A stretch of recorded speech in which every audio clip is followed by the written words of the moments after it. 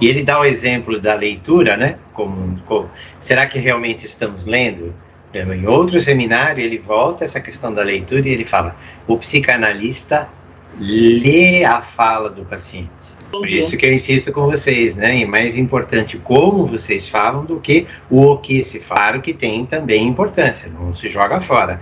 Mas o como as coisas estão sendo montadas e articuladas, né? Como eu organizo, né, a minha fala, né? Eu preciso ler aí se alguma coisa está em lugar errado, se algo falha, se algo manca, o que é que repete na fala, né? Nós temos repetições de fala, né? Porque isso está sendo tudo coordenado pelo inconsciente. No lugar um do outro, uma palavra, né, que tem um sentido, mas você troca, substitui.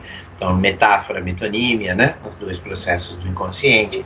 Ele diz assim: o que o analista faz? Ele lê a fala do paciente, o que o paciente está falando. Então, aqui ele está dando para nós já uma introdução, dizendo assim: vamos ler também a fala do psicótico. Ele fala das frases incompletas, né? Que na psicose é uma das coisas que ele sempre avaliava. Chamavam ele para avaliar: esse cara é psicótico ou não é? E ele dizia assim: não, as frases dele são sempre completas. As frases dele têm começo, meio e fim. Então, a forma fraseada é perfeita.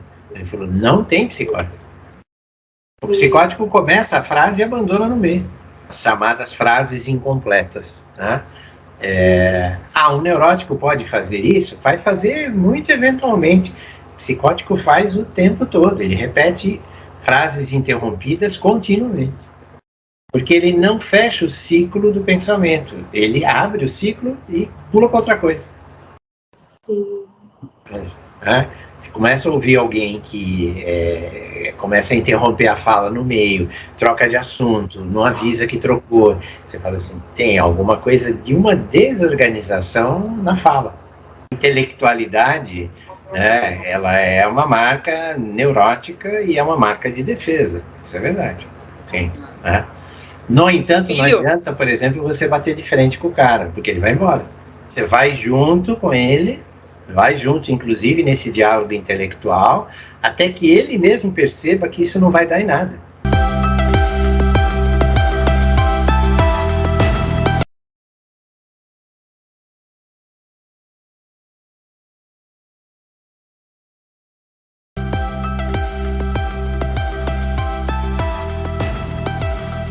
Diz assim: tem um fenômeno de linguagem, né, que o Schreber mostra, dizendo assim: alguma coisa já... Ele falava do assassinato de almas, né? O Schreber, quando ele falava isso, ele estava, na verdade, falando que a alma dele e a alma dos outros também, né, estaria assassinada, né? Então é como se ele estivesse sozinho. Então, o que o Lacan identifica e ele traz para nós? Ele fala: psicose é um fenômeno de solidão. Algo desta relação com o outro, de fato, né, com aquele que de fato existe, se rompe. Não é um problema que acontece com o outro.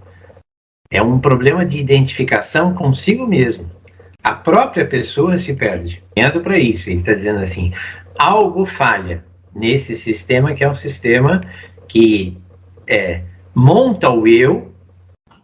Veja, nosso eu, ele não existe. Ele é criado. Veja, quando você nasce, você não sabe quem você é. Você não sabe nem que você existe. Tá. Certo? Não tem nada, não tem. Você acha que, inclusive, você faz parte da sua mãe, você é colado nela, né? E o resto do mundo, de certa forma, também não existe. Você não identifica nada. Você começa a identificar cheiros, você começa a identificar sons, você identifica sabores, você identifica dores do corpo, sensações, status. Aí você começa a compreender que existe alguma coisa lá fora. Este lá fora, de certa forma, entra para dentro de você.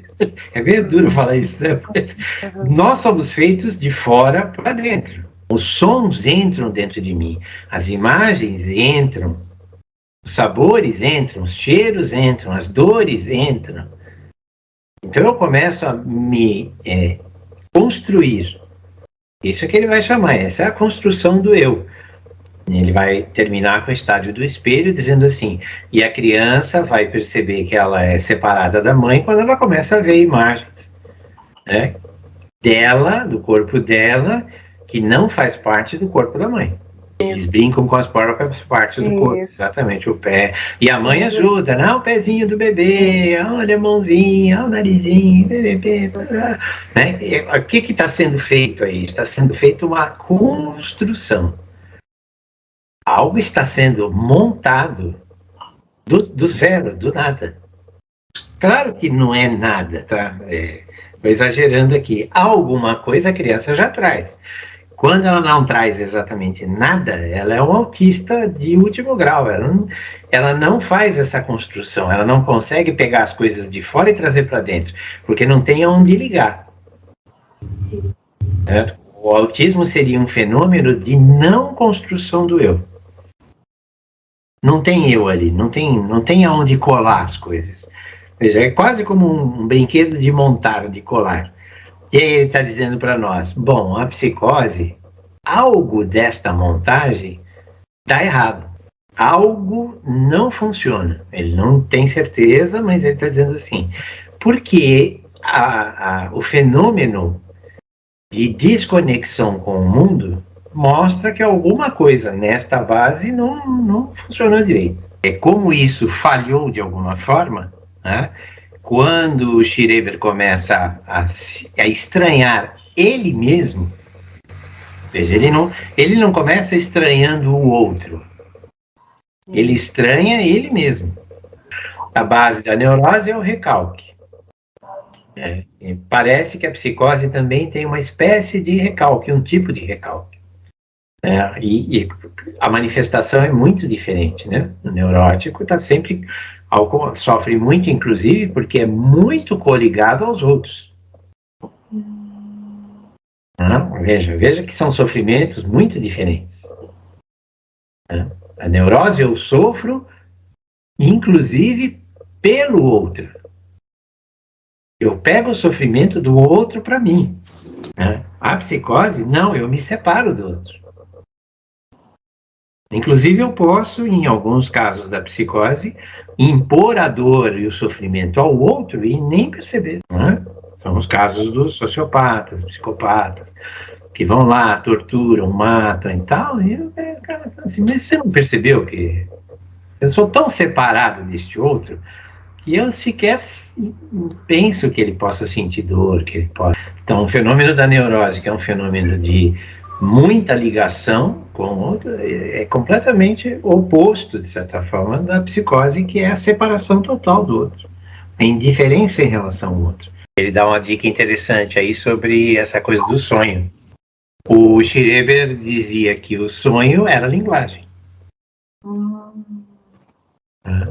E é a mesma coisa que o Freud, né? Ele dizia que a maior parte dos diálogos que ele tinha com o Deus eram nos sonhos. Nos sonhos. Agora, será que ele estava sonhando? Será que ele estava acordado? Ele estava delirando, né? Pelo menos naquele período, né? Mas ele era muito claro e dizia assim, eu converso, né? Como ele não, quando ele está delirando, ele não tem uma relação com as outras pessoas, ele fica isolado, ele estabelece uma relação privilegiada com Deus, não é? Que é aquela coisa, o Deus é o manda-chuva de tudo e tal, vai criar uma nova raça, essa turma que está aí não interessa, né? O médico, inclusive, era o Carrasco, né? O Fleischzig, né? O Carrasco dele, então, assassino de almas, né? E vai por aí. Ele dizia assim, quando eu estou sonhando, que talvez não fosse exatamente sonho, mas sim alucinação, não era esse Deus espiritual que nós olhamos e dizemos assim, olha Deus, me ajuda. Não, ele ia lá e interagia com o cara. Ele fala assim, que será que tinha de diferente aí, que este Deus, que normalmente é alguma coisa fora de nós, que, né, é muito espiritual, para o Schreber era uma coisa muito material, muito prática, muito objetiva. Inclusive, esse Deus ia copular com ele e criar uma nova raça.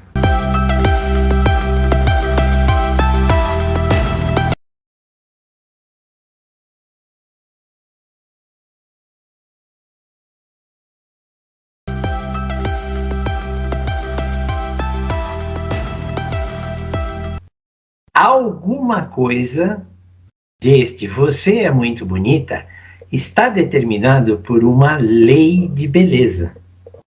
Pode chamar de padrão, mas a gente na psicanálise chama de lei. Lei é alguma coisa muito mais forte do que um padrão. Aí, você caiu para o significado, tudo bem, mas nós estamos interessados no significante, alguma coisa que está antes. Mas eu não percebo que quando eu estou falando sobre beleza, eu estou falando sobre alguma coisa que está regida por uma lei.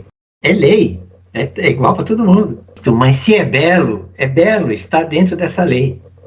Não importa qual é o critério que você tem, o quanto há alguma coisa anterior que determina esta lei que nós chamamos beleza. Tentando começar a dizer aqui, né? Dizer assim, por que é que esses caras desequilibram tão fortemente no falar, no simbólico?